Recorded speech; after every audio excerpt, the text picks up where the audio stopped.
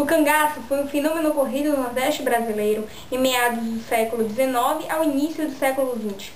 Acredita-se que teve origem principalmente em função das péssimas condições sociais, fundiárias e de pobreza da região, além de vinganças pessoais. Para alguns, o cangaço foi um sistema de lutas de classes, só que o cangaceiro não tinha consciência nem fins sociais e acabava sendo uma reação à miséria.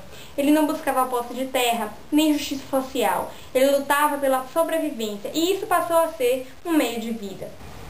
O cangaço pode ser subdividido em 3 subgrupos: os prestadores de serviços ao latifundiários, os que expressavam o poder dos grandes fazendeiros e os cangaceiros independentes, com características de banditismo. Eles são caracterizados por agirem de forma violenta, geralmente em grupos. Assaltavam fazendas, sequestravam coronéis, saqueavam armazéns, conheciam a caatinga e todo o território muito bem. E eram nômades, o que dificultava capturá-los. Usavam roupas e chapéus de couro para proteger o corpo da vegetação cheia de espinhos. Aqueles que respeitavam e acatavam as ordens não sofriam, pelo contrário, eram ajudados. Aos que se recusavam a ajudar, sobrava a violência. Assim, eles criaram 2 perfis, o de vilões para uns e o de heróis para outros. Estavam preparados para qualquer tipo de situação, eram destemidos e não conheciam outra lei senão a de seus próprios chefes.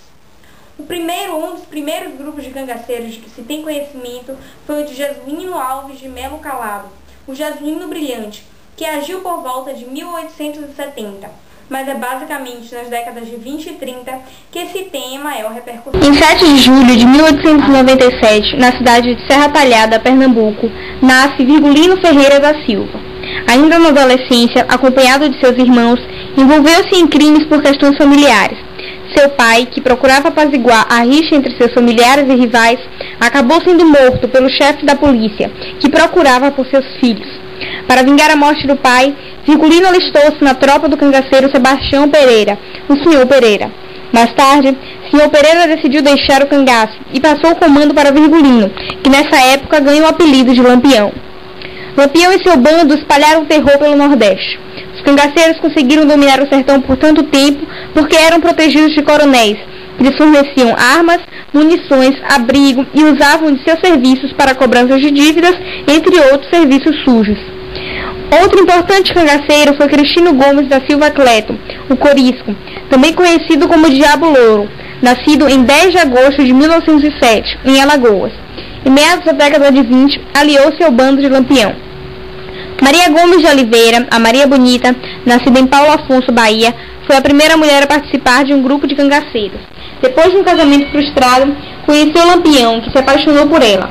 Até 1928, ele não aceitava mulheres no cangaço, mas uniu-se a Maria Bonita, ou Maria de Lampião, como também ficou conhecida, permitindo que outros cangaceiros trouxessem suas mulheres para o bando. O cangaço não tinha nenhuma função específica, porque exercia as mesmas funções do homem. Não existia machismo dentro do grupo, a não ser em casos de infidelidade. Muitas mulheres tiveram seus filhos no período em que estavam no cangaço. Além de Maria Bonita, outras figuras femininas destacaram-se. A exemplo, Dadá, a esposa de Corisco. Ambas tiveram uma importância muito grande, apesar da divergência de perfis. Maria Bonita era a representação de uma mulher apaziguadora, que continha Lampião e salvou a vida de muita gente, enquanto Dadá apresenta-la como uma mulher de maldade que influenciou Corisco no sentido de cometer várias atrocidades das que cometeu. Os entendimentos com Lampião levaram Corisco a separar-se do bando e formar seu próprio grupo de cangaceiros, mas isso não afetou o relacionamento amigável entre ambos. O regime denominado Estado Novo incluiu Lampião e seus cangaceiros na categoria de extremistas.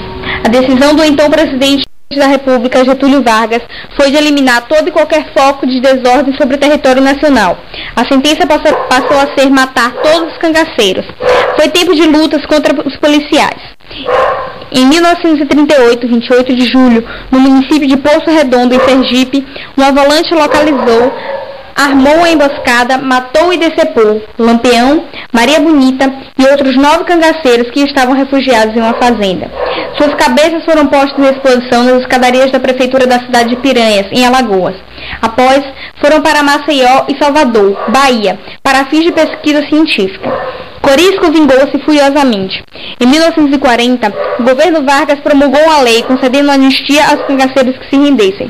Corisco e sua esposa, Dadá, decidiram se entregar, mas antes que isso acontecesse, foram baleados. Ela sobreviveu, mas ele veio a falecer no mesmo ano. Lampião foi um dos bandidos mais procurados e temidos do Brasil. Ele ficou conhecido como o rei do cangaço. Com a sua morte e com a morte de Corisco, a prática do cangaço enfraqueceu. Hoje, o cangaço foi extinto, mas existem outras práticas que suprem os cangaceiros, só que de forma mais discreta.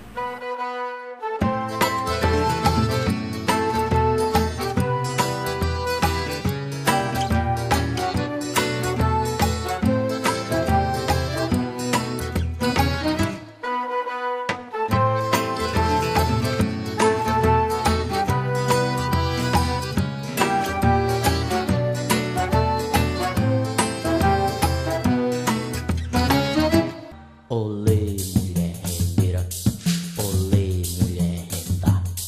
Tu me ensina a fazer renda, que eu te ensino a namorar.